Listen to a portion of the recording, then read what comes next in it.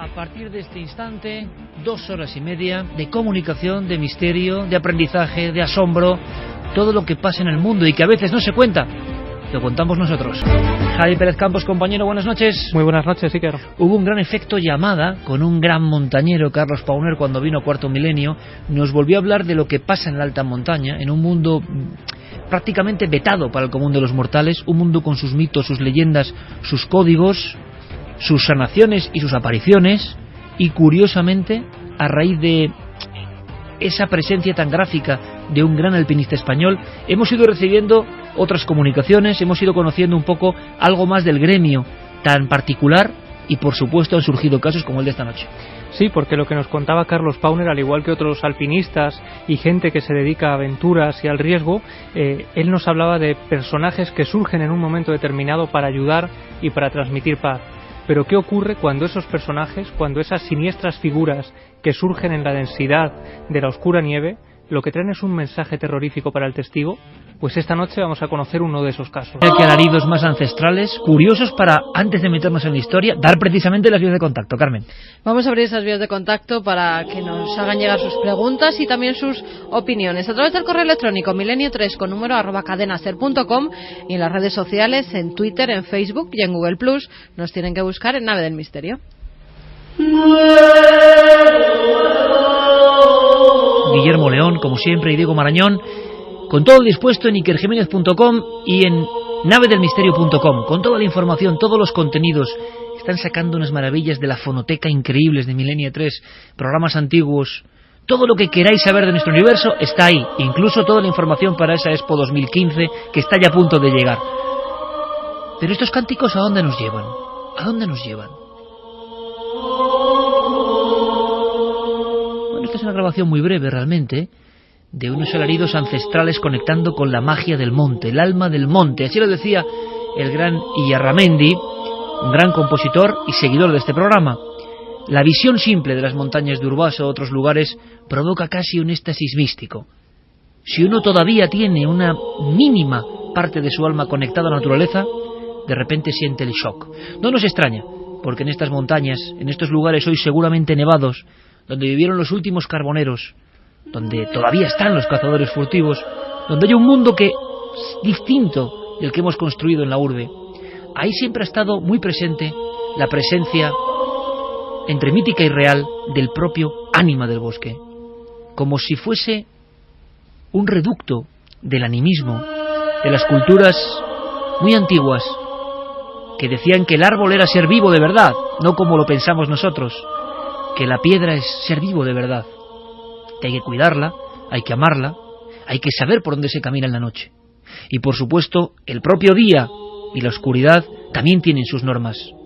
Pocos montañeros van solos en Urbasa o en las faldas del Gorbea por la noche, porque en la oscuridad pueden pasar muchas cosas.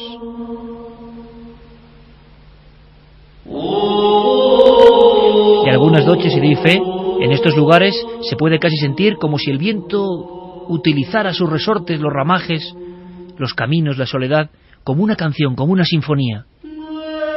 Illarramendi quiso poner la voz de esa sierra de Urbasa, esa sierra donde se habla y en otros puntos de, por ejemplo, el mito de Mari o de algunas luces, como la dama de Amboto, que se aparecían a los caminantes, que comunicaban un conocimiento, que era una aparición que te podía aprovisionar de terrores o de elementos importantísimos. Las luces de la montaña, montañeros que en una expedición o buscándose la vida o buscándose el alimento, se encontraban con algo que les dejaba petrificados. Bueno, pues queremos, en estas noches de frío que estamos pasando, acudir a este lugar que estoy seguro está congelado ahora mismo. Un lugar salvaje, ancestral y mágico. Allí ocurrieron cosas, sobre todo en cierta época.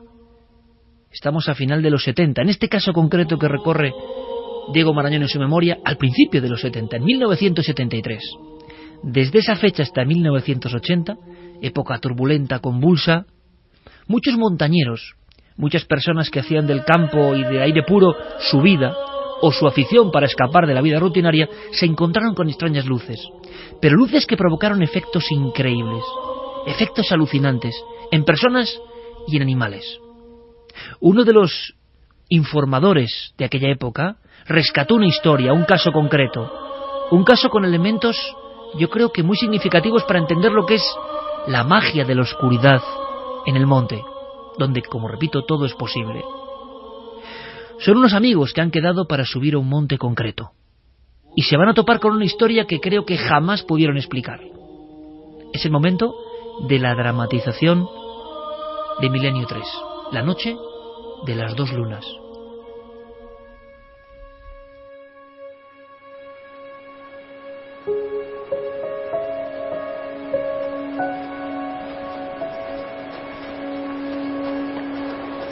Otoño de 1973, en algún punto del monte Aizcorri. Madre mía, ¿pero dónde estamos? Pues calculo que... sí, a unos 3 kilómetros de Segama, más o menos. Los jóvenes, con sus mochilas a la espalda, llevaban algo más de 2 horas ascendiendo por un serpenteante camino de piedras. Anda, que si lo llego a saber. ¿El qué? Oscar optó por no contestar. Venga, ¿qué farfullabas? Pues que si me dices en el apeadero que esto iba a ser tan duro, te aseguro que me lo hubiera pensado 2 veces. Vamos, hombre, que no es para tanto. El paisaje debería darte fuerzas. ¡Lagun, no corras! Carlos no quería perder de vista a su perro, un pastor alemán de 3 años que a menudo le acompañaba en sus rutas. Y esa es otra. El perro como si nada. No lo entiendo, pero ¿cómo lo hace? Está acostumbrado a seguirme el ritmo, así que menos quejarse y más darle a la bota. No querrás que Lagun te deje en evidencia. Yo lo único que quiero es sentarme. Y más pronto que tarde. Bueno, tranquilo. Estamos a punto de llegar a los Miqueletes. ¿Y eso qué es? Un refugio de montaña. Está al lado del túnel de San Adrián. Llegaremos en unos 10 minutos. Suena bien. ¿Hay sillas? No tiene remedio, tío. La última vez había unas cuantas, sí. ¡Pues vamos! Los 2 jóvenes y el fiel perro no tardaron en divisar el refugio. La zona, situada entre 2 valles, siempre había sido un lugar fronterizo. Los Miqueletes hacía referencia al nombre que antaño recibían los vigilantes de los límites entre las provincias que separaba el túnel de San Adrián. Es muy raro. Está anocheciendo. Deberías tranquilizarte. Pero es que hace por lo menos 1 hora y media que tendrían que haber llegado. Carlos se refería a 2 de sus amigos que tenían previsto llegar en el último tren y con los que había acordado reunirse en aquel lugar. Igual se lo han pensado mejor. No. Santi es muy responsable como para hacer eso. Sabían que les estaríamos esperando aquí y que nos preocuparíamos si no aparecían. No sé, esto me da mala espina. Lo mejor será esperar aquí. Quédate tú si quieres. Yo voy a salir con Lagun a ver si los encuentro. Oscar se puso en pie de inmediato, impulsado por el más elemental de los instintos del ser humano, el miedo. ¿Qué dices? ¿Estás loco? No te preocupes. Me conozco estos montes como la palma de mi mano. ¿Me vas a dejar solo? Venga, no va a pasar nada. Si fueras tú el que estuviera ahí, seguro que querrías que alguien saliese en tu busca, ¿a que sí? No estaré fuera más que un par de horas. Más te vale, porque yo no sé cómo salir de aquí. Llévate la linterna. No hace falta, hay luna llena, se ve perfectamente. ¿Y tú eres el experto?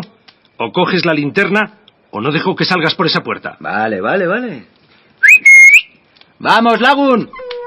Oscar observó cómo las 2 figuras, cuyos contornos se iluminaban tenuemente en la noche, avanzaban por la senda de la montaña hasta perderse de vista. El joven, temeroso, cerró la puerta de madera y la aseguró bloqueándola con una silla. Carlos avanzaba con paso firme. En el valle reinaba un absoluto silencio. Una calma que sin embargo se iba a romper en un instante. ¿Qué te pasa, chico? El perro se había detenido en un recodo del camino. Lagun miraba fijamente una zona de matorral. Lagun, ¿qué has visto, socio? Carlos alcanzó a distinguir cómo las ramas de unos arbustos cercanos se agitaban nerviosamente. Vale, ya lo veo. Hola, chicos, ¿sois vosotros? Venga, no me hagáis esto. El joven se agachó y tanteó el suelo en busca de una piedra. Con más temor que determinación, la lanzó con fuerza contra las ramas. ¡Oh, por Dios, qué susto! Te parecerá gracioso, ¿eh? Eres un alarmista. Ni que fuera la primera vez que ves un caballo. Anda, vamos. Bueno, ¿y ahora qué pasa? No recuerdo que haya ninguna torre de alta tensión por aquí cerca. Fue entonces cuando Carlos se dio cuenta de que hacía varios metros que estaba caminando solo. ¡Lagun! El perro se había quedado unos metros atrás. La tenue luz le permitió distinguirlo en un punto del camino. ¿Otra vez? ¿Qué estás viendo ahora? Vamos, chico. Lagun, no me hagas ir a por ti. El montañero volvió unos metros sobre sus pasos, hasta el lugar exacto donde Lagun permanecía inmóvil. Una sensación de pánico le atravesó el pecho al descubrir que los ojos de su perro, siempre expresivos y chispeantes, habían dejado de reflejar la luna. En ellos solo había oscuridad. ¿Pero qué? Lagun, ¿qué te pasa? ¡Muévete, socio! ¡Lagun! El desconcierto se apoderó de Carlos al comprobar que su leal amigo se había convertido en una especie de estatua. Su mueca era rígida y no había en ella el más mínimo rastro de vida. Estaba petrificado. Carlos, Carlos, ¿eres tú? ¡Begoña! ¡Santi! ¡Carlos! ¡Nos hemos perdido! ¿Qué haces aquí? No lo sé. No sé qué le pasa a Lagun. No sé qué tiene. Habíamos salido a buscaros y de repente... La joven estudiante de veterinaria descolgó su mochila de inmediato. Carlos, pásame tu linterna. Espera, ni siquiera sé dónde la tengo. Con la luna llena se veía bastante bien. Espera, ¿qué luna llena? Ahora se ha cubierto, pero hasta hace 2 minutos el camino se veía perfectamente. Los jóvenes se miraron confundidos. ¿Qué os pasa? Carlos, no hay ninguna luna llena. Estamos en cuarto creciente. Nosotros hemos podido llegar hasta aquí alumbrándonos. ¿Pero qué dices? Te aseguro que... mira, ahí la tienes otra vez. Los montañeros alzaron su vista en la dirección donde Carlos apuntaba. Las nubes, moviéndose lentamente, dejaron a la vista una majestuosa esfera de luz, perfectamente redonda, que inundaba el monte con una suave luminosidad. Es imposible. De repente, la esfera comenzó a desplazarse hacia la izquierda de la bóveda celeste. Eso no es la luna.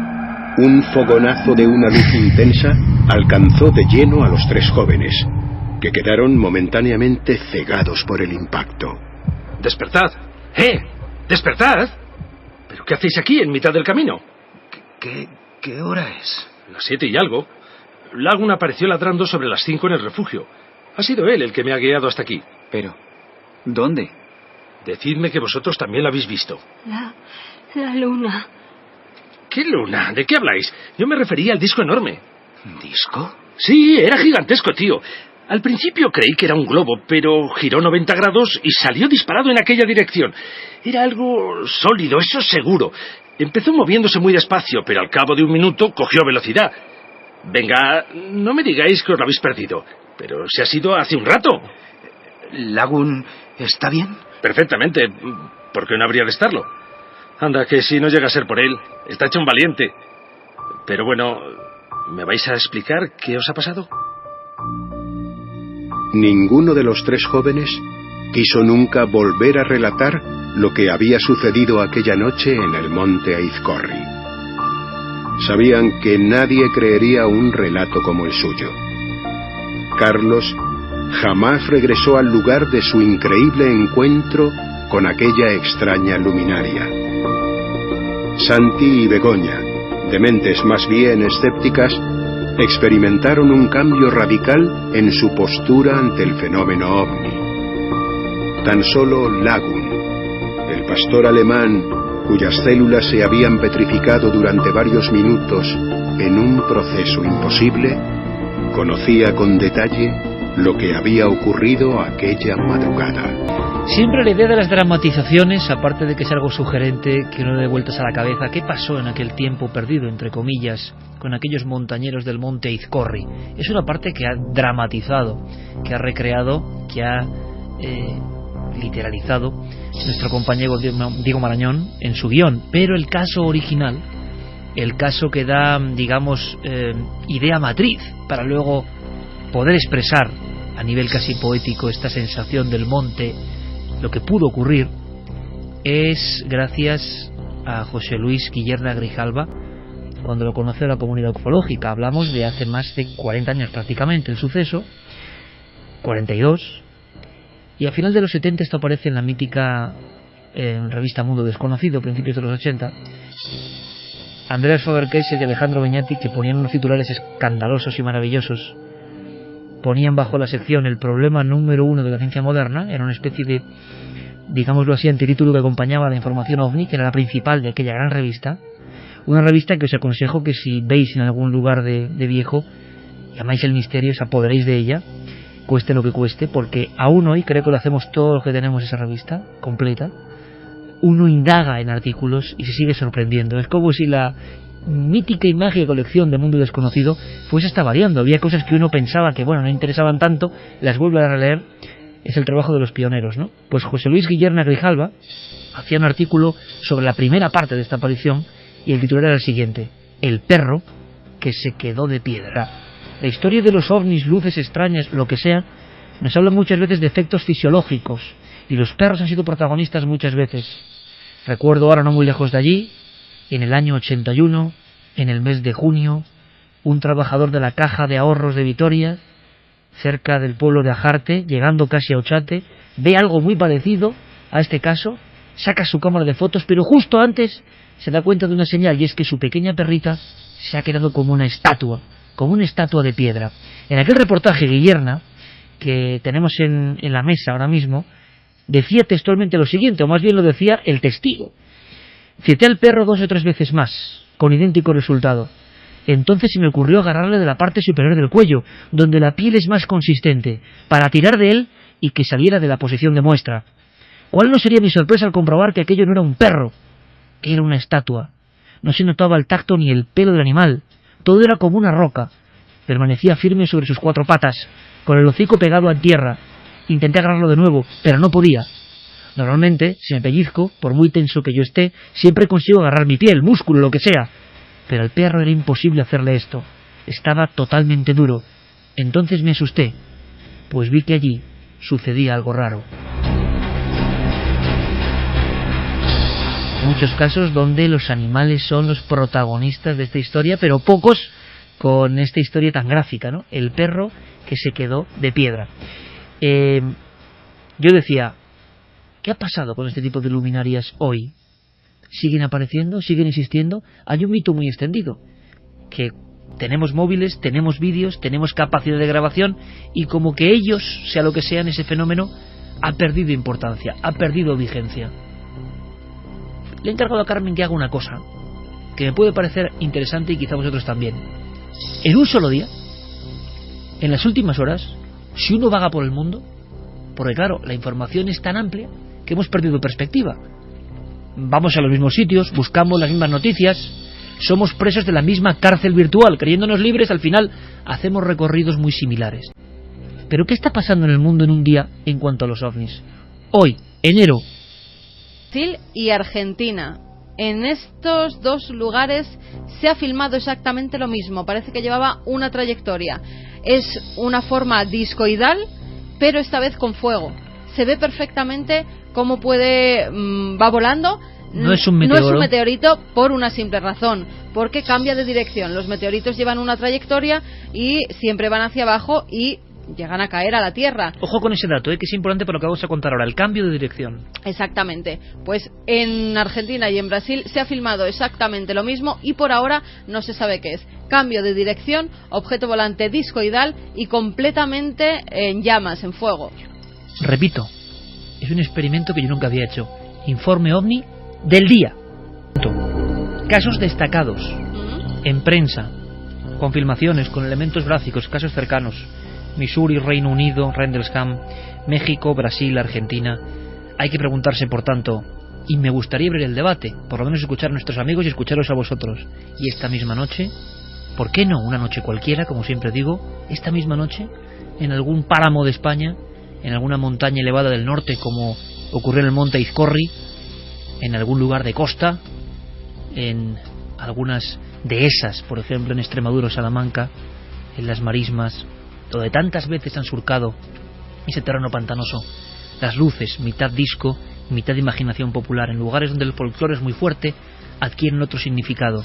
Esta misma noche, sin que nosotros nos demos cuenta, esta noche de frío, todos con nuestros móviles, tabletas, creyendo controlar el mundo, y quizá más cerca de lo que pensamos, al otro lado de los tabiques de piedra, al otro lado del cortijo del caserío, podrán estar de nuevo danzando estas extrañas. No sé qué pensáis del experimento, me gustaría saberlo, ¿eh? En las vías de contacto, ya sabéis, todos preparados, los ovnis, hay como una especie de mito que se repite en torno a ellos. Ya nos han dado por imposibles, sea lo que sean, ya no se aparecen tanto, y sin embargo tenemos más medios que nunca. Bueno, pero... ¿Quieren hablar Santi y Javi? Hablad. Mira, quizá la clave esté en todos esos medios de los que tú hablabas. A lo mejor no es que el fenómeno sea esquivo, a lo mejor es que somos nosotros los que estamos dejándolo de lado. Quizá esos medios que nos servirían para grabarlo, para difundir el fenómeno, para tener más pruebas que nunca de él, lo que hace es servirnos de estímulo para alejar nuestra mirada del cielo. De hecho, cuando uno quiere mirar Marte, ya no mira al cielo en busca de Marte, teclea en Google dónde está ese planeta, o busca una aplicación que le diga o que le indique dónde está ese planeta, la distancia que hay a la Tierra, todos los datos que uno necesita saber. De alguna forma hemos perdido un poco ese romanticismo de mirar al cielo por esa frialdad tan objetiva de mirar a la pantalla de nuestros ordenadores. A mí eso me ha gustado, me ha gustado. Sí, además la grandeza del experimento que ha hecho Carmen es que hemos cogido el día de hoy absolutamente. No estaba mal la idea, ¿verdad, Santi? No está nada mal, pero desde luego los ovnis no nos han abandonado. Todos los días, y es, por ejemplo, y ellos se circunscriben simplemente al ámbito norteamericano, se puede consultar la página del MUFON, es una de las organizaciones ufológicas más importantes del mundo, con más trayectoria y con más prestigio, y todos los días hay algo. La tengo delante. Hoy efectivamente estaba el caso de Missouri, que decía Carmen. O sea, se complementa con la prensa y el archivo ufológico, porque por lógica del archivo ufológico uno se puede tener más reticencia, ¿no? Pero cuando salen en prensa quiere decir que ha sido algo muy sonado, ¿no? Efectivamente. Pero el 28 teníamos uno en Luisiana, y el 27 otro en Tennessee, y el 26 uno en California. Hasta el 25 y el 24 no tenemos nada, no todos los días. Qué curioso. Pero casi todos los días. Decía precisamente José Luis Guillerna, el informador de esta historia que ha recreado Diego Marañón, por supuesto con la ayuda magnífica de José María del Río en la narración, la voz José María del Río, Alfonso Saz en la realización, Iván Jara, Elisa Chía, José Antonio Páramo o Eduard Naranjo. Gracias a ellos hemos vivido esa sensación que Javi ha descrito perfectamente. Es que no es la frialdad del iPad, ¿no?, que te enseña todo. Hemos perdido esa conexión con ese sentimiento que hemos intentado recuperar esta misma noche. Pues ese investigador a la vez decía, cuando yo empezaba en todo esto hace no sé cuántos años, hacía un símil, ¿no? Muy bonito. La ventana de mi casa era la única encendida en la noche mirando las estrellas, ¿no? Buscando algo más. Hoy, se refería a final de los 70, todas las ventanas, muchas noches, en una metáfora, están encendidas de gente que está mirando las estrellas y buscando, atisbando esa magia. Ojalá vuelva esa magia, porque lo curioso, y me gustaría mucho escuchar vuestras reflexiones y lo que opinéis sobre este tema, lo curioso es que el experimento de ovni diario, que podríamos hacer en otras ocasiones, nos da casos, lo había contado Carmen, son casos muy fuertes, potentes, no de ver una lucita en el cielo. Pero es que en Argentina, por ejemplo, están pasando cosas que no nos llegan, que no aparecen casi en prensa, y que, ojo, estamos investigando encuentros de tercer tipo. Yo espero que nuestro compañero Hildebrand, nuestro buen amigo, esté atento y pueda proporcionarnos información sobre algunos casos, Fernando Silva Hildebrand, sobre algunos casos que se han producido, hablo de los últimos meses, semanas, pero ojo, con supuestos tripulantes, entidades, como esos casos que se vienen en el 70, que ya apenas hay, y que son sorprendentes. De momento nos habla de algo muy parecido.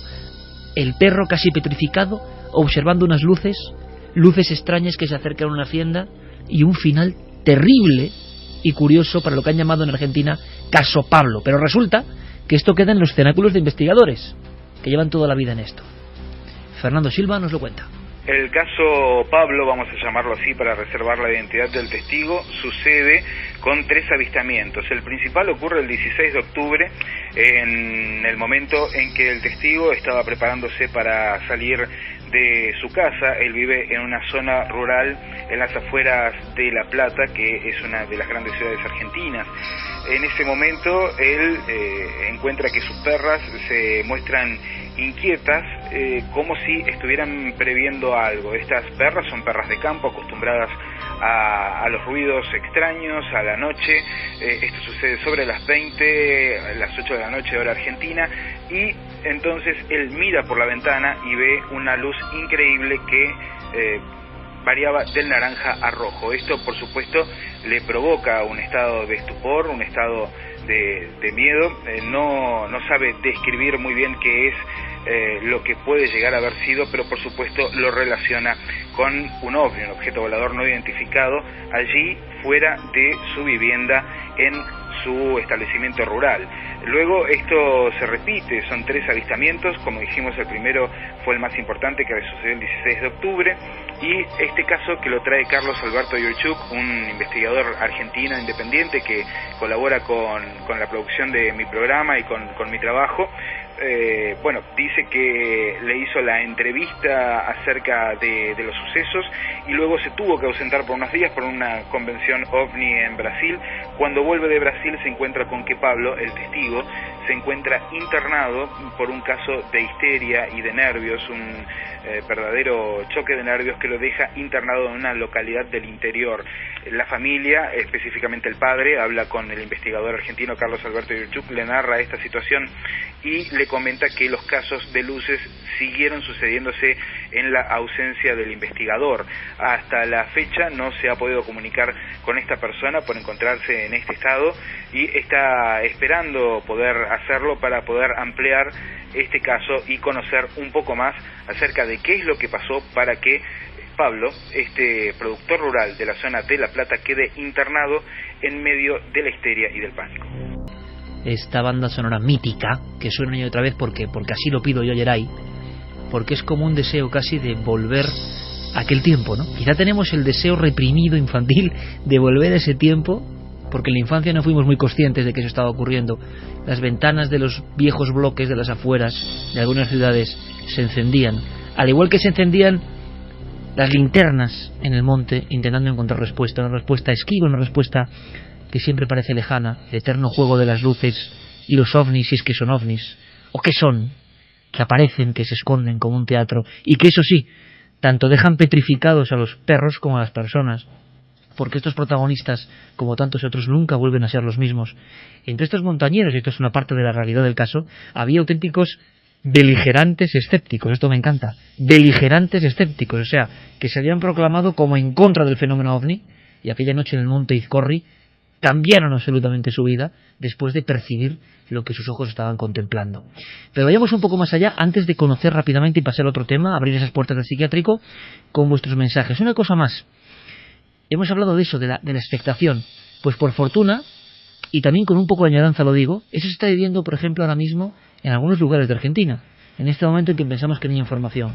Las personas están viendo extrañas luminarias, pero hasta el punto de que una persona absolutamente eficaz y honesta como Fernando Silva Hildebrand, nuestro compañero, director del programa Ciencia y Misterios en Argentina, y que seguro nos va a dar muy buenas informaciones para Milenio 3, estamos en pleno proceso de colaboración, él mismo una de estas noches, como buen investigador, ha visto una de esas luces que están llamando la atención en la zona del corazón de Argentina. Ahí estaba. Y sobre todo, como ha dicho Carmen antes, con un elemento concreto. A ver si descubrís el elemento. Hay una cosa que pasa con las luces en el cielo, que es lo que nos tiene que hacer pensar en que estamos viendo algo extraordinario, algo extraño, algo que no es normal. En enero de este año 2015, luminarias que se han visto sobre la ciudad de Santa Rosa, capital de la provincia de La Pampa, y que a primera vista parecen ser la Estación Espacial Internacional por la magnitud de la luz, pero luego toman muchísima más luminosidad. Uno de los testigos lo comparaba con las luces delanteras de un avión, las luces de aterrizaje de un avión cuando se encienden, pero el punto importante es que estas luminarias de pronto cambian su trayectoria de manera brusca en el aire, haciendo ángulos de entre 45 y 90 grados, lo que descarta que sean satélites. En mi caso particular me ha tocado ver uno hace aproximadamente semana y media en el patio de mi casa, mirando las estrellas, aproximadamente a las 21:30 horas, que ya está anocheciendo. Pude ver una de estas luminarias que avanzaba sobre la ciudad de Santa Rosa, capital de la provincia de La Pampa, y que de pronto se detiene en el aire y cambia de dirección con unos 90 grados. De esta manera se descarta que sea un satélite, que sea la Estación Espacial Internacional o incluso que sea un objeto volador conocido, ya que ese tipo de giros es totalmente imposible. Casos que son constantes aquí en Argentina, que son constantes en la zona central y en cualquier lugar al que uno vaya donde nunca se detiene el fenómeno OVNI. Abrimos la investigación, Javi. Espero que en un tiempo prudencial tengamos información fresca sobre algo que a mí me apasiona especialmente. Son casos que no son habituales. Hubo algún repunte hace un par de años de encuentros recientes en Argentina, en el corazón de Argentina, con seres. Sí, y de hecho nos contaba Fernando que incluso hay poblaciones enteras, sobre todo poblaciones rurales en Australia, donde la gente está tan aterrorizada que cuando cae la noche... ¿En Australia has dicho? Perdón, en Argentina. Digo yo, hemos ido muy lejos. En Argentina, donde la gente no quiere salir precisamente por el miedo a este tipo de luces y a este tipo de seres que otro productor radiofónico con el que vamos a intentar contactar llega a ver en la puerta de su casa. Tiene tal ataque de pánico que solo consigue llamar a su hijo que vaya a por él con el coche y se marcha de allí y no regresa a esa casa rural. Y hay visiones incluso colectivas en playas donde se ve un ser tipo de grandes... Conil. Efectivamente, tipo Conil sería el ejemplo perfecto porque es un ser de grandes dimensiones que se ve en la orilla de la playa. No adelantes más, Javi. Vamos a buscar testigos, vamos a escuchar voces, pero me hablas de presencias concretas separadas de una luz y que tienen forma antropomórfica, ¿no? Y que surgen además también cuando aparecen esas luces en el cielo. No queremos levantar mucha expectativa porque quizá luego estos casos en una investigación profunda queden en menos y queremos tener toda la investigación sobre el terreno. Nuestro compañero Fernando Silva y Javier Pérez Campos desde luego nos darán buenísima información. ¿Y qué información nos dais vosotros? ¿Creéis que en las noches de España siguen ocurriendo estos casos? ¿O en los países donde estáis escuchando Milenio 3? Yo siempre hablo de España, pero hay que empezar a hablar en global, ¿no? Evidentemente. ¿Y existe la presencia ovni pero no interesa contarlo? Es una engañifa enorme lo de los ovnis. Siempre se han visto retazos de cosas en el cielo, incluso a baja altura, pero que al final no contactan del todo, no tienen un mensaje. ¿Es otra cosa? ¿Y nos hemos equivocado siempre en torno a este fenómeno? Pues bueno, hay todo tipo de opiniones. Nora dice: estas noticias provocan sentimiento de vulnerabilidad e inquietud. Un buen mecanismo de defensa es la ignorancia. David Zae: espero que pueda estar aún entre los vivos el día que estos seres contacten públicamente con nosotros. Hispana Guerrera dice: quizá hasta los pilotos de los ovnis nos hayan dado por perdidos y se hayan desinteresado. Mar HL: y si en lugar de ET sean humanos que nos visitan desde un futuro en el que ya es posible viajar en el tiempo, puestos a divagar. Va cogiendo mucha fuerza. Esa no se decía en los 70 y ahora va cogiendo mucha fuerza, ¿eh? Conforme la técnica va enseñándonos que quizás sea posible, ¿no? Special K: me gusta escuchar casos actuales de ovnis, ojalá, como en otros tiempos, sección de ufología en prensa general. Lucky Grung: sea lo que sea, no parece que sea natural. El Cuervo: esas luces son armas militares. No sería la primera vez que los militares nos muestran esas imágenes para ver cómo reaccionamos. Johnny Moreno: un familiar cercano mío fue testigo del ovni en Canarias en marzo de 1979. Sí. Nunca habló con la prensa. 5 de marzo. Antonio Rubio: ¿os acordáis de aquel volcán impronunciable de México de la temporada pasada? Pasa igual que con este volcán nuevo. Popocatépetl. Que por cierto ya surgía en las portadas de revistas de los años 70-80. Ya os traeré la portada porque la encontré el otro día y me quedé alucinado. Parece que la actualidad ovni en realidad resurge. Es un bucle. Totalmente. Ya el volcán Popocatépetl, que hemos sacado por lo menos 2 o 3 filmaciones que yo no sé qué explicación pueden tener, son fragmentos de algo, pero de objetos que parece que salen de la caldera. Ya era protagonista de historia. Fue portada, además, creo que la revista es Contacto Extraterrestre. Sí, claro, claro. Mexicana, además. Sí. Y allí aparecían portada los ovnis del volcán Popocatépetl. Y de hecho esas imágenes se parecían muchísimo a estos cilindros que veíamos surgir hace escasos meses. Antes de las cámaras filmadoras del lugar. Estaban las fotografías de los testigos in situ. Pues eso está muy bien, ¿eh? porque en los últimos tiempos las cámaras de vigilancia... Y ya se habla de bases OVNI, ¿no?, en los volcanes. Bueno, se habla de todo, porque a veces también recibes el información... El problema de las filmaciones, las de México, por ejemplo, en el volcán, es que algunas de ellas no eran que saliera del volcán, sino que entraban en el volcán, que era lo extraño. Suena un poco raro, pero lo que erupción... sí es extraño es que las grabaciones, podemos pensar, y les hemos analizado todo eso con la visión del hombre digital de hoy en día, con los amigos de imagen, que es qué puede pasar en esta imagen que parece que hay algo. Y Javi acaba de dar una cuestión muy interesante, que es que mucho antes de esas cámaras digitales enfocando al volcán, resulta que lo que se veía era lo mismo, porque era un problema enorme que hay, Carmen lo sabe bien con las fotos, es que mucha gente manda fotos de ovnis, pero que no están viendo el ovni. Eso es muy importante. Fotografía algo y sale un ovni, entonces ya se rebaja el nivel de interés enormemente, porque no es lo mismo estar viendo el ovni y fotografiarlo. Os prometemos no abandonar el tema. No te creas que se rebaja, porque algunos ovnis que Guillermo León fotográficamente no ha sabido explicar era porque estaban haciendo una fotografía en un paisaje cualquiera y justo detrás, no se sabe por qué, volando aparece eternos ovnis invisibles, pero que hay pocas historias. No, invisibles no, que no te estás fijando en ese momento, que no estás estaban mirando físicamente. Exactamente. Bueno, eso también, pero que muchas veces es un efecto que parece de la propia tecnología, ¿no? Y ahora nos desnudamos de tecnología y vemos que en los años 70 en ese mismo volcán pasaban cosas. Os ofreceremos toda la información de lo que está ocurriendo y por supuesto esta misma noche, si alguien ve algo, estamos dispuestos a dar todos los datos. Vamos a marcharnos rápidamente, si os parece, a otro lugar. Un lugar que no es agradable, un lugar que no es nada agradable, desde luego. La pesadilla eterna es que tú estés perfectamente sano y que por algún motivo te metan. Esto ha ocurrido muchas veces, en un psiquiátrico de los de antes, en un manicomio. Bueno, ya los de ahora. Bueno, han cambiado mucho las cosas. Pero si tú no estás enfermo y oyes a las personas que verdaderamente están enfermas, pues te puede provocar un sentido de nerviosismo a ti. Pero imagínate antiguamente, cuando los métodos, lo cuenta muchas veces el doctor Cabrera, eran como eran. Dice el doctor Cabrera, hijo de psiquiatra, claro, que es la única forma, que era lo más humanitario, aunque hay toda una corriente, y tú, Santi, lo sabes bien, en la conspiración, ¿verdad?, en contra de la psiquiatría.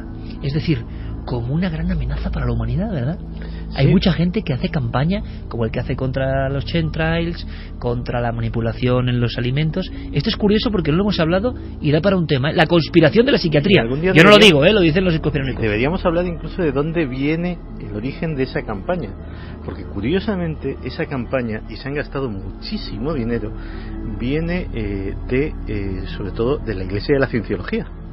La Iglesia de la Cienciología lleva décadas haciendo campaña de la psiquiatría como tortura mental. Y de ahí surgen tantos miles de vídeos virales sobre... Y de exposiciones físicas. Yo he acudido a una.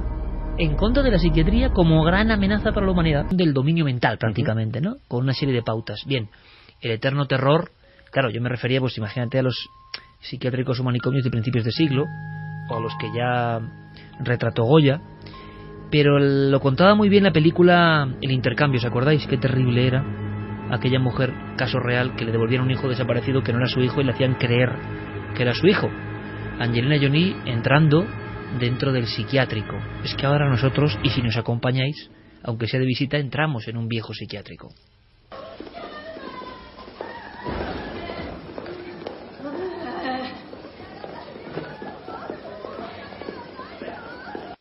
Este es tu cuarto. El doctor está fuera. Te verá por la mañana. Necesito hablar con alguien que tenga autoridad. Lo siento. Mi cuarto. No. Este es mi cuarto. ¿Puedo hacer una llamada? El derecho al teléfono se gana por buen comportamiento. No se te permiten periódicos, revistas, libros, radio y objetos afilados. Es por tu propio bien. Escúchame. Mi cuarto. Este es mi cuarto. Mi cuarto. No, este es mi cuarto. Mi cuarto. Mi cuarto. Mi cuarto. Mi cuarto. Mi cuarto. Mi cuarto. La compañera de celda, las toallas mojadas, los electroshocks. Eso era una inocente, alguien que estaba perfectamente sana. Le había engañado la autoridad. Por eso los psiquiátricos y evidentemente los manicomios antiguamente, como se decía, pues han sido lugares propensos para las historias de terror. En este caso la revolución viene desde México, pero con una historia basada en hechos reales, en un lugar donde pasaron muchas cosas, claro. Sí, porque El 5 de febrero, es decir, la semana que viene, se estrena en México la película Archivo 253, una película que nos trae a colación la historia de un viejo edificio situado en la Ciudad de México, que tiene una historia bastante curiosa tras de sí, pero bueno, es que incluso en esta misma película han pasado cosas, es decir, que ahí se entremezcla un poco las dos historias, ¿no? La real y la de la filmación de la película. La verdad es que lo curioso es que esta película se ha ido a rodar precisamente a este lugar, a la clínica psiquiátrica San Rafael, que estaba situada en la Avenida de los Insurgentes Sur, 4177. Y bueno, pues la historia de por qué se va a ese lugar, el propio director, Abe Rosenberg, la explica, ¿no? Él acudió a esta clínica para echar un vistazo con vistas a otro proyecto que tenía en mente realizar allí. Lo que pasa es que al visitar el edificio se da cuenta de que va a ser demolido próximamente, ¿no? Se dio la orden de demolerlo en 2013, aunque el edificio estaba cerrado desde 2009 y solamente había personal de seguridad. Entonces, claro, al ver que tenía muy poco tiempo para realizar el proyecto original, decidió darle la vuelta a la historia y plantear una historia de terror que se pudiera rodar dentro de ese mismo escenario, aprovechando esa situación en que estaba cerrado al público, pero que tenía que ser justo antes de que se demoliera, obviamente. Entonces, bueno, si os parece, podemos conocer un poco la historia de esta clínica, y tenemos aquí preparada una historia real que sucedió, al parecer, en este lugar. El sonido no es muy bueno, hay que decirlo, es una vieja grabación de Televisión Azteca, si no me equivoco, sí. Tiene ya unas décadas y no se escucha muy bien, pero sí que tiene algo de bizarro y dramático. Es un reportero que cuenta algo a las puertas de ese lugar, y es un paciente que, como le pasaba a Angelina Jolie en el intercambio, fue metido ahí a la fuerza, sin estar enfermo. Tiene su fuerza, vamos a escucharlo. Entrar a un psiquiátrico puede ser una experiencia muy impresionante para un visitante. Sin embargo, el visitante sabe que puede salir. Pero ¿qué pasa cuando alguien que asegura que no está loco es internado a la fuerza aquí? TV Azteca visitó a Mario, quien pasó por esta situación cuando solo tenía 19 años. En 1980 yo era un adolescente que quería salirme de mi casa. De alguna manera a mi madre no le gustó la idea. Ella recurrió a un médico que se ostentaba como psiquiatra. Este médico, sin conocerme, sin haberme visto siquiera, me diagnostica enfermo mental. A solicitud de la madre, los médicos irrumpieron una noche en casa de Mario. Lo sedaron y se lo llevaron a la fuerza a la clínica San Rafael. Cuando despertó, Mario estaba amagado en una Bartolina. Según cuenta, allí recibió un tratamiento que apaciguaría su rebeldía. 20 sesiones de electrochoques en un periodo de 38 días y 7 días de gasoterapia. Con esto Mario olvidó hasta su nombre, y si bien se tranquilizó, terminó terriblemente dañado física y moralmente. Entré en estados de depresión, entré en estados de suicidio. Yo me quería matar porque ya no resolvía nada. Mi cerebro, como era de adolescente de 19 años, había quedado como de 10.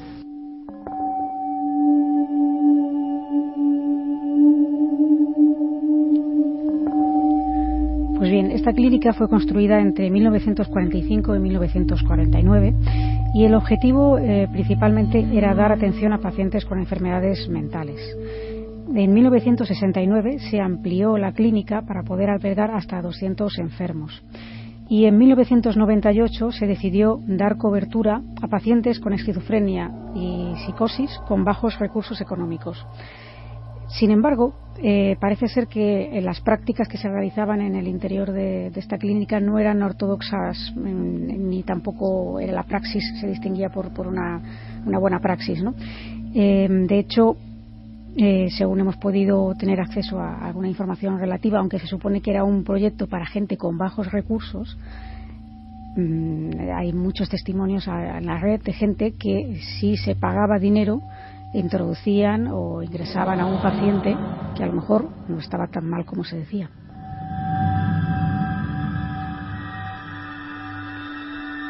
El proyecto estaba financiado con fondos mexicanos y franceses, bajo la dirección de médicos especialistas del Hospital Santa Ana de París y de la institución Monte Albán de México.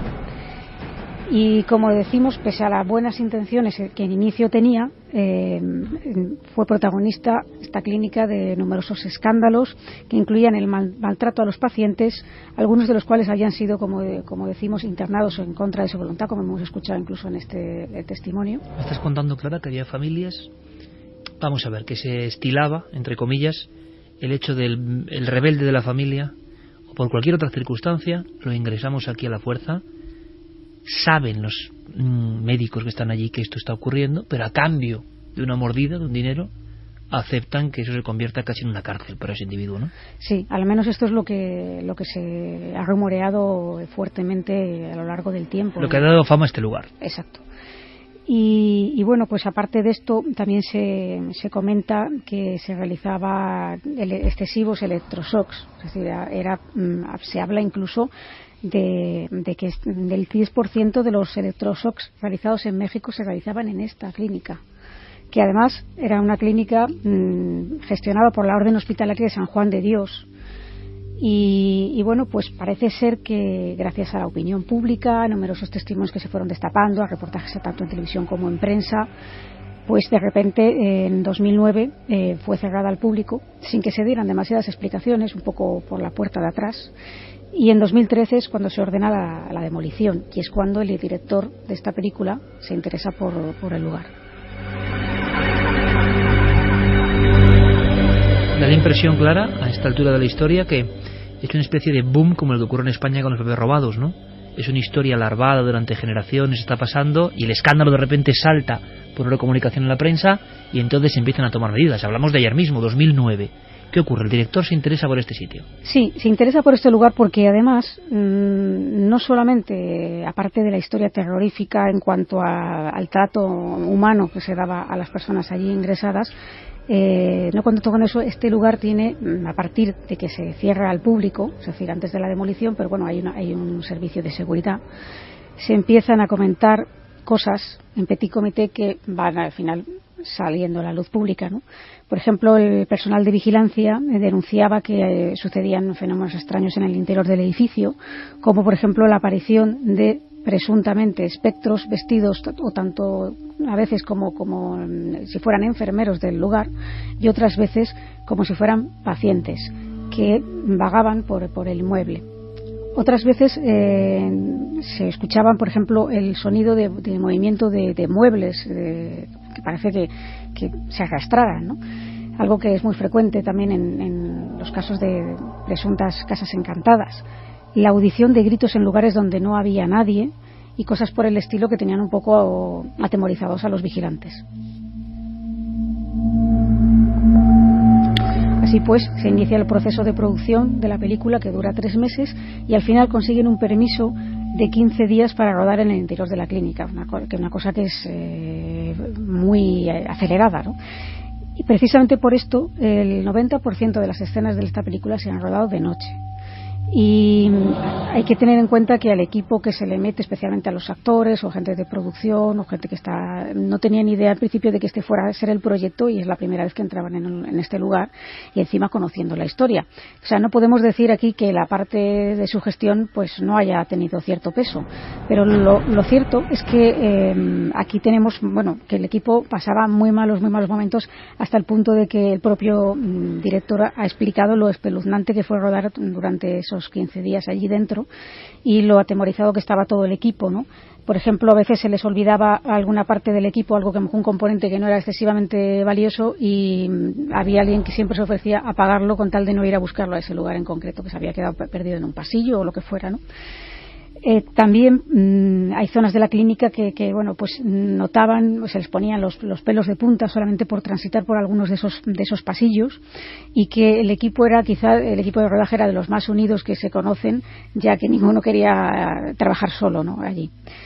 Durante un recorrido nocturno por el viejo hospital, algunos de los miembros dijeron que no querían volver a trabajar de noche, que lo pasaban muy mal, porque habían escuchado, por ejemplo, el ruido de un mueble como caía y después de caer se arrastraba varios metros. Como os pasó a vosotros en Navamoral, por ejemplo, en la comisaría de policía. Pues me has quitado el pensamiento de la mente, porque estaba yo precisamente acordándome de esto, ¿no? Que fue un poco... Gran estruendo, grabado incluso, un mueble pesado que se arrastra donde no hay nadie y ¡pum!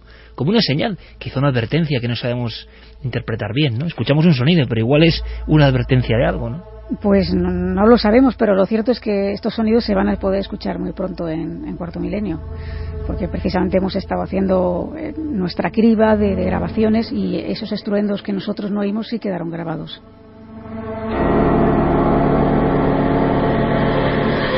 También es muy común durante este rodaje que se hayan escuchado sonidos de puertas que se cierran o que se abren solas, sonidos de azotes, y la mayoría de los miembros del equipo salían con un dolor de cabeza tremendo de allí, debido a la fuerte impresión de estar metidos X horas allí en la oscuridad y con lo que ellos le llamaban malas vibraciones. El propio director opina que en un lugar que ha habido tanto sufrimiento y tanto dolor, algo residual puede haber quedado en el inmueble. Y una de las actrices, concretamente Ana Ceti, por ejemplo, sufrió un bajón emocional en un momento determinado del rodaje porque encontraron unos expedientes y entre ellos pues había un expediente con unos dibujos y unas pruebas médicas que correspondían a una persona que había asesinado a sus padres, y esto pues le produjo tan malestar que dijo que ya no quería seguir filmando. Es más, en otro de los pasillos uno de los actores se topó con una sombra muy alta que también, pues claro, decía lo mismo, que él sinceramente no quería... Llega a ver la figura. Llega a ver la figura, y el propio director ha contado que al final de uno de los pasillos se cerró una puerta sola delante de sus narices y él mismo salió corriendo más de 400 metros, y cuando le comentó a la gente de seguridad que estaba en la clínica lo que le había ocurrido en esa zona en concreto, le decían que eso era muy, muy común y que curiosamente en esa zona no había ventanas ni corrientes de aire. 2:38, muchos pensarán, bueno, puede ser una argucia, ¿no?, en el aspecto hoy en día de publicitar un film, de intentar echar a carne en el asador, pero es curioso porque lo cuentan tampoco es tan espectacular, sino que más bien es como un equipo le ha pasado, que ha ocurrido en España también, francamente mal, sin ver grandes cosas. Hombre, de la sombra sí, pero de inventar te inventas otras cosas, ¿no? Que has llegado a ver todo tipo de historias para promocionar tu film. Sin embargo, aquí el testimonio es bonito. ¿En qué sentido? Un grupo, y sabemos lo que es la producción cinematográfica o televisiva, han estado con ese perpetuo dolor y mala vibración por estar en uno de estos sitios. Yo estoy recordando ahora la sensación que estabas contando, seguro que lo he contado más de una vez, cuando estuvimos en los sótanos de Carabanchel, donde estuvo el Garrote Vil, y donde estaban las celdas, donde ha habido más de un ajusticiado. Yo nunca he tenido esa sensación de pesadumbre, de desconexión absoluta y de mala vibración. Pocas veces. No era una cuestión fantasmagórica, era una cuestión que parece que hay lugares que de verdad han dejado como si fuera gelatina, ¿no?, la densidad del tiempo. Puede ser algo parecido. La película se llama Archivo 253. Ese equipo de esa película mexicana, de este lugar que hemos conocido ahora gracias al breve viaje, ahora iniciamos otro pero hacia las alturas, hablaba de una sombra gigantesca, una sombra que le causaba espanto. Vámonos a la montaña. Hemos hablado antes del efecto llamada. Nos gusta mucho cuando ocurre esto, y nos ocurre habitualmente, sinceramente. Cuando uno de vosotros, valientes, de cualquier gremio, de cualquier ámbito, viene a Cuarto Milenio y cuenta una historia, no es en sí por esa historia, sino por el bien que está haciendo para que otros vean que se toma con total naturalidad, con honestidad, y que muchos más han compartido la vivencia. Uno de los alpinistas más importantes del mundo, Carlos Pauner, una gloria aragonesa, vino a contarnos algo a Cuarto Milenio, y a partir de ahí hemos ido indagando un poco más. Sabíamos del tercer hombre y de alguna historia con españoles, y vamos conociendo más y más y más, y la que viene esta noche es espectacular porque entre la frontera de la pura alucinación y algo más hay un concepto diferente que Javi nos va a contar. Pero recordamos, ¿queréis saber, por si os perdisteis ese caso, qué nos contaba a grandes rasgos, cuál era el momento álgido de la experiencia de ese hombre que ha coronado todos los 8000, Carlos Pauner? O sea, la primera visión del Sherpa son unos 400 metros. Cuando me acerco ya no está el Sherpa, pero veo otras figuras y están a 10, 15 metros, y me acuerdo porque les veo el arnés, les veo las cintas de escalada, los mosquetones. Son gente que va vestida igual que voy yo, vamos, que decir que no es que vayan de otra manera, no, son escaladores. Estaban subidos a las paredes, es decir, esa especie de corredor de hielo, pues había uno, pues, ya son muchos, no es que son 2 o 3, veo 4 o 5 o 6, y unos están a un lado y otros están al otro.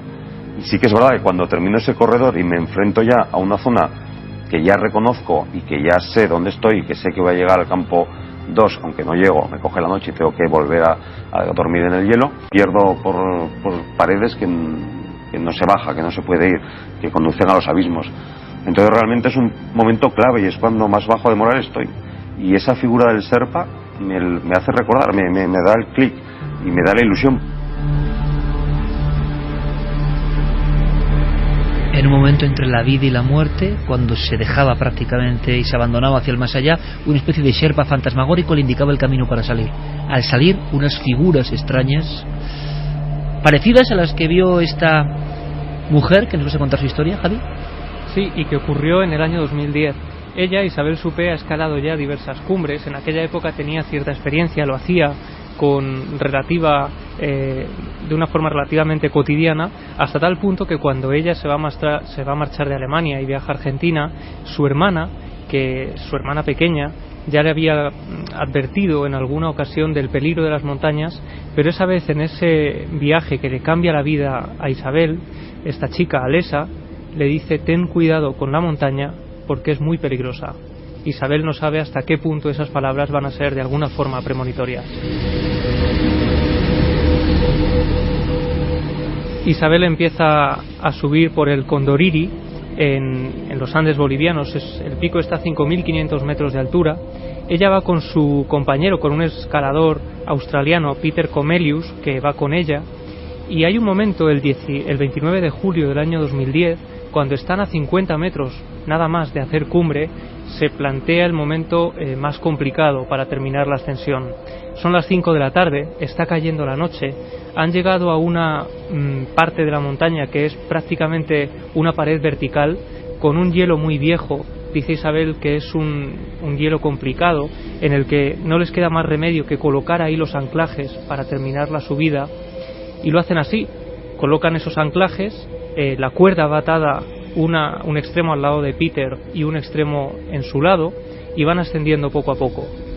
Intenta contrarrestar además los peligros que surgen en su mente, el miedo a ese hielo tan antiguo, el miedo a que se les haga de noche en mitad de la montaña, con todo lo que viene después, con todo lo que les espera en el campamento, los amigos, los compañeros, el café, la comida. Sin embargo, un resbalón de Peter hará que todo eso cambie en cuestión de segundos. Y es que cuando están a escasos metros de la cumbre, Peter da un paso, dan otro paso, intentan coordinarse más o menos, hasta que en un momento determinado Peter da un paso en falso y entonces se precipitan al vacío. Una pendiente de 400 metros, una caída de 400 metros de altura a la que es prácticamente imposible sobrevivir, y en la que además durante esa caída van golpeándose en la cara y en el cuerpo con los diferentes salientes de la montaña.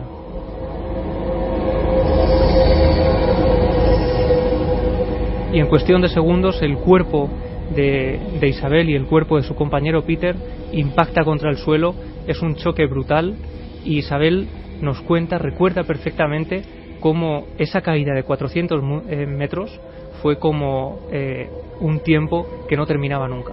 Lo más llamativo es la cantidad de tiempo que a uno le queda para pensar mientras uno cae, y mientras en realidad no transcurren más de segundos, quizás un minuto. La verdad no sé cuánto tiempo habrá sido, pero en definitivo no fue mucho, y para mí fue una eternidad. En la caída por poco me arranco el pie, y si bien no lo arranqué totalmente, quedó muy mal herido, más que un dolor, la sensación más impresionante que habré tenido en toda mi vida, lo cual en una situación así sería una condena a muerte.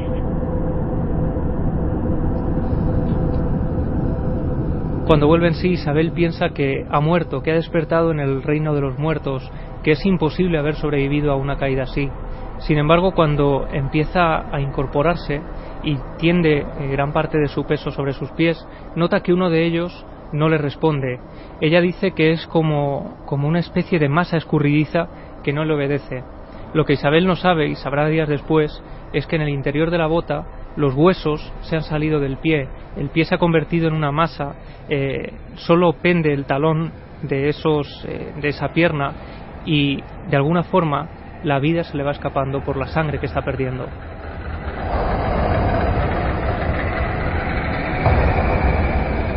Y a su lado su compañero Peter está tendido en el suelo. Él no ha tenido la misma suerte, grita desesperado, pide auxilio, pide ayuda, pero en su caso no consigue sobrevivir. Al cabo de un tiempo Peter acaba muriendo en mitad de la nieve.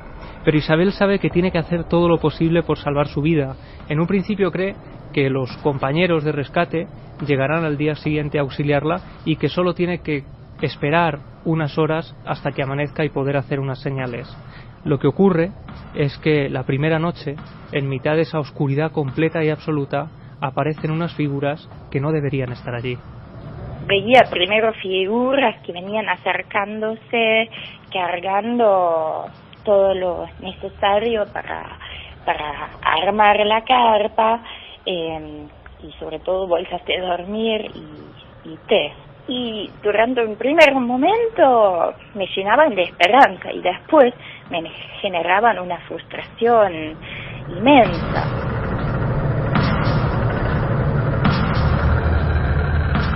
Y no solo eso, sino que Isabel Suppé, como cuenta en su libro Noche Estrellada, donde relata toda esta experiencia con gran detalle, cuenta que esas figuras oscuras la invitan en un momento determinado a meterse dentro del saco de dormir, donde ella estará más caliente, donde podrá descansar, y sabe, inconscientemente, que si hace eso, que si entra en uno de esos sacos, que si se decide a dormir, lo hará para siempre y no despertará. Esto es muy curioso porque ahora revisaba el testimonio de Carlos Pauner, y Carlos Pauner, antes de la aparición de esas figuras encaramadas en el hielo, ¿sabéis lo que contaba? Que una voz que le escuchaba, le decía: descansa, duerme, déjate llevar, no merece la pena el sufrimiento. Alguien, él mismo, está dejándose vencer. Hay una especie de voz interna o externa, no lo sé, que te obliga, por la decisión que sea, a abandonarte. Es curioso porque es lo mismo. Sí, ella cuenta además que lejos de hacerla sentir acompañada o de hacerle sentir tranquilidad, ella sentía cierta inquietud cuando veía estas figuras. Que esto es un caso único en el Tercer Hombre, si es que es esto, ¿verdad? Siempre provocan paz, ánimo, ganas de salir de allí. Y este caso nos sorprende porque le produce una gran angustia a la visión. Claro, porque a su vez, cuando estas figuras de pronto desaparecían, igual que habían aparecido de manera repentina, lo que producían en ella era una total desesperanza. Ella llegaba a confundirlos, lo veía de forma tan nítida, aunque después se debate sobre si pudo ser real o era una simple alucinación por el shock, pero ella llegó a plantearse que pudieran ser sus amigos o sus compañeros que estaban intentando llegar a saludarla y ayudarla, pero allí desaparecían de pronto cuando estaban a escasos metros. El segundo día, cuando Isabel se da cuenta de que los compañeros no llegan, decide seguir adelante e intentar acercarse a la cima de la montaña para poder hacer señas a sus compañeros. Y lo hace intentando saltar todavía más barreras que hay por el camino, sobrevivir. Con el pie destrozado. Con el pie destrozado, y de hecho ya cuenta cómo en un momento determinado, cuando tiene que saltar una especie de barrera natural, al levantar el pie, de dentro de la bota surge borbotones de sangre muy roja que a ella le hacen ver que es algo muy grave, algo tan grave como para que la muda y todo lo que lleva dentro no haya absorbido esa cantidad de sangre.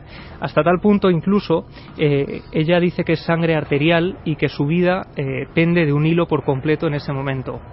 Así que consigue arrastrarse cada vez más asustada por todo lo que está viendo. Además no puede hacerse un torniquete, necesita su pie para continuar en esa aventura por vivir, y entonces idea un sistema para no quedarse dormida, porque ella cree que en cualquier momento puede ocurrir y eso la llevaría irremediablemente a la muerte. Coloca un bastón, uno de sus bastones, en la nieve y coloca en él su cabeza. Y es entonces cuando empieza a dar cabezadas y a luchar por seguir despierta. Hay un momento determinado, ya en la segunda noche, los compañeros no llegan, y entonces ella una vez más se empieza a ver una pequeña luz a lo lejos que va acercándose lentamente. Y cuando me despertaba y volvía a ver el filo, veía unas figuras que caminaban por el filo, y eran figuras así como uno vería en circunstancias normales a una figura humana lejana que se viene acercando por un filo de montaña con la única iluminación de las estrellas. Solo que después se iban deformando porque les crecían las piernas y los brazos. Ella desangrándose, sea shock o no, o el shock le provoca una visión de algo real, yo no lo sé. Ve unas figuras por el filo de la montaña, mira que he escuchado cosas, por el filo de la montaña, esta pobre mujer que está desangrándose, van unas figuras que va viendo cómo se deforman los brazos y los pies, las piernas y los brazos. Y en ocasiones van incluso en comitiva. Ella los ve en principio uno a uno, solitarios, caminando por el filo de la montaña, pero después llega a ver a varios de ellos juntos y acercándose a ella, deformándose poco a poco. Pero los ve estando despierta. Y lo que ocurre es que en un momento determinado ella ya empieza incluso a retrotraerse a momentos felices de su vida. Eso que dicen de que cuando estás a punto de morir, tu vida pasa por delante de tus ojos y recuerdas los momentos más felices. Pues eso empieza a ocurrirle a ella, empieza a recordar cosas que le gustaban en vida, cosas que le encantaban, todo en la soledad de esa montaña.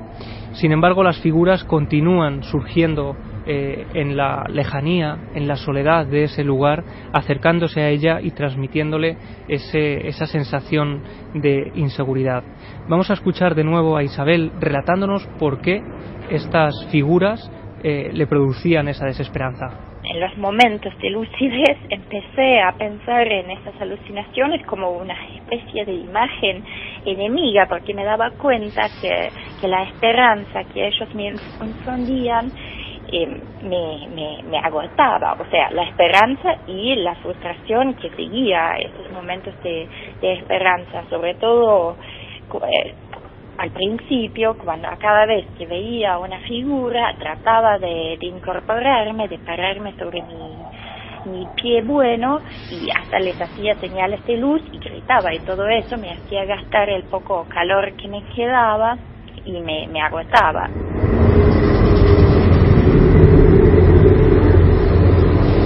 Y ese tercer día, cuando ya está amaneciendo... 3 días con el pie así, con la sangre arterial... Efectivamente, 2 noches, y es al tercer día... Preguntaba Clara que precisamente en las noches son las apariciones de las sombras, es curioso, sí, no por el día, sino por la noche.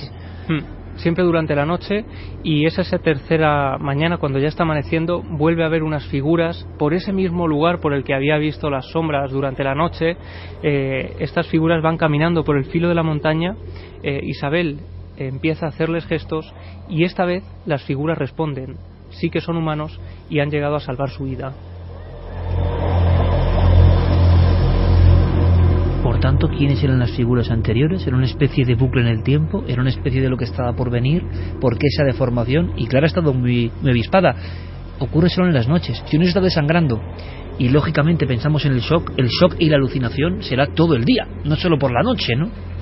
Aquí lo que ¿Quiénes ocurre... son esos seres de la montaña que se deforman? Claro, ella lo interpreta de la forma más racional, ¿no? Después de esta experiencia viene todo un periplo con médicos, operaciones, 14 operaciones en ese pie, rehabilitaciones intensísimas, una lucha... Compañero muerto. Efectivamente, el compañero muerto. No solo eso, sino que cuando los compañeros llegan a salvarla, se quedan impresionados.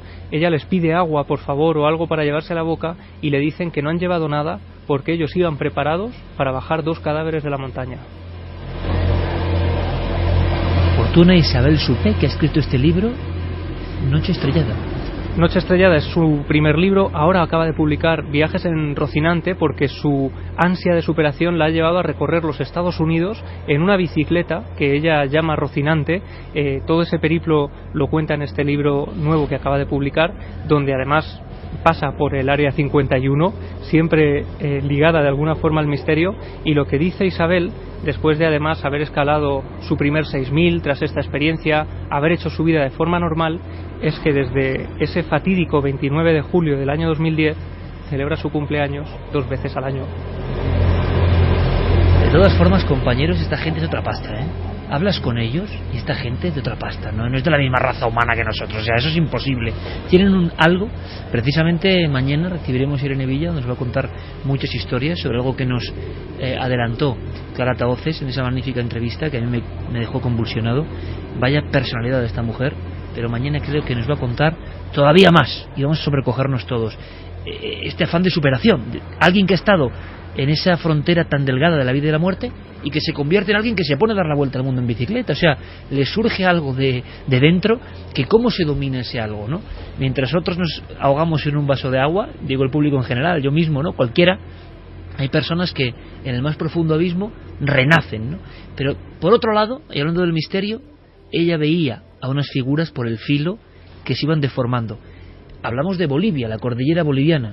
No olvidemos nunca que en Bolivia, y yo conozco en parte ese país, el Apu, el guardián de la montaña, puede cobrar forma. Una de las formas que tenía era una especie de Caronte de las montañas, y era una sombra, la sombra, como le conocen en Perú y en Bolivia, que bajaba de la montaña como una especie de ser serpenteante, forma un tanto extendida, y recogía a los muertos para llevárselos. Hay todo tipo de... Hay hasta algún tratado antropológico increíble de encuentros con la sombra a este nivel en Perú y en Bolivia. Las montañas no son solo piedras, sino que están sus guardianes, ¿no? Quizás hasta las mentes más escépticas, en un momento de corte o de shock, ¿no? Hipovolémico en este caso, son capaces de ver esa dimensión. Decir que son alucinaciones, pues es dejarlo todo a un lado y no preocuparse. Gracias, Javi, por la investigación. Sorprendente el caso, estremecedor. Como siempre digo, ahora llega la hora del estremecimiento más real y más auténtico, con las noticias, la información que trae nuestro compañero Carlos Cala. Todos atentos en la cadena SER y enseguida vamos con muchas más historias. Carlos, todo tuyo.